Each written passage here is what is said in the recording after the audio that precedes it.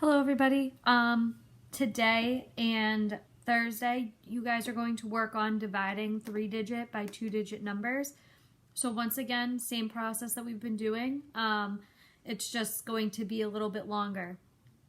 So my first problem is 306 divided by 51. So I first asked myself, can 51 go into 3? No, it can't.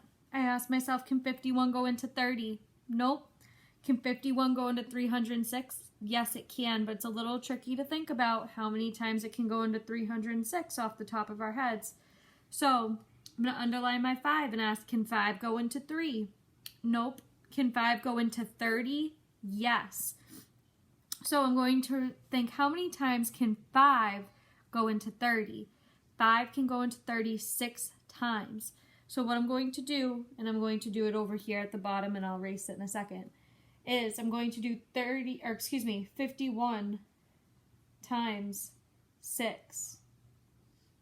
6 times 1 is 6. 5 times 6 is 30. So that gives me 306. So what I'm going to do is I'm going to put this 6, I'm going to put it up at the top. I'm going to put the 306 under 306 and I'm going to subtract.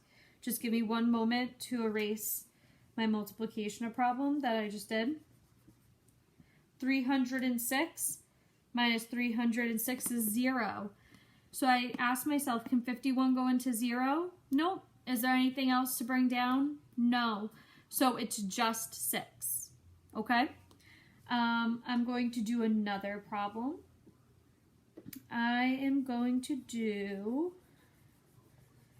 392 divided by 83.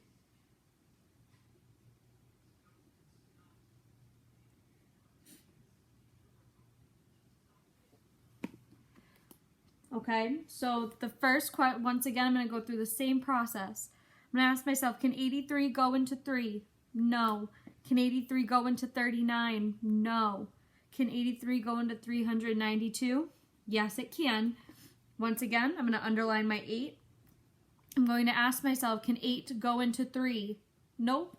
Can 8 go into 39? Yes. How many times can 8 go into 39 without going over? That's 4, because 8 times 4 is 32. So, on the bottom here, I'm going to do 83 times 4. 4 times 3 is 12. Bring down the 2, carry the 1. 8 times 4 is 32, plus 1 is 33. So I have 332. What I'm going to do is I'm going to put the 4 on top of my 2. I'm going to take 332, I'm going to write it underneath. And then I am going to subtract. Give me one moment to erase this problem at the bottom. So, when I'm subtracting, I have 2 minus 2, which is 0.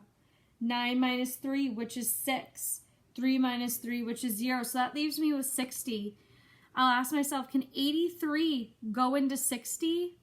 No. Are there any other numbers to bring down? No. So this is going to be a little bit of a bigger remainder. It's going to be 4 remainder 60. Okay? I'm going to do one more problem. This one's going to be a money problem. So remember what we said about dividing money. If you have a remainder, it is not correct. Okay? So, what I'm going to do is, I'm going to do $1.34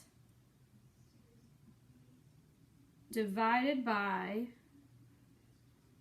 67.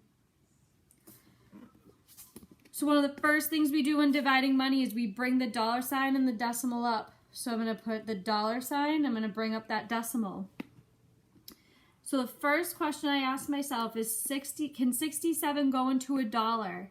No. So remember, when we're doing this with money, if the number we're dividing by can't go into that number, we have to put a 0 up at the top. Okay?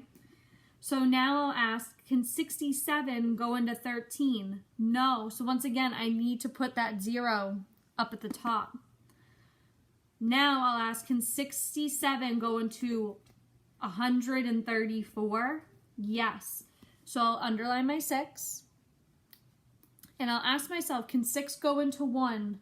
No. Can 6 go into 13? Yes. 6 can go into 13 2 times because 6 times 2 is 12. So I'll do my problem here at the bottom. 67 times 2. 7 times 2 is 14. 6 times 2 is 12 plus 1 is 13. So now I have 134. So I'm going to put my 2 up above my 4. I'm going to write 134 below my $1.34. Okay? And I'm now going to subtract. So I look at my 4. 4 minus 4 is 0. 3 minus 3 is 0. 1 minus 1 is 0. So we have no remainder because there's no other numbers to bring down. So remember that when you're working with money, if you have a remainder, you need to go back and fix it because you shouldn't have a remainder when dividing with money. I will see you guys this afternoon, and I'll talk to you soon. Bye.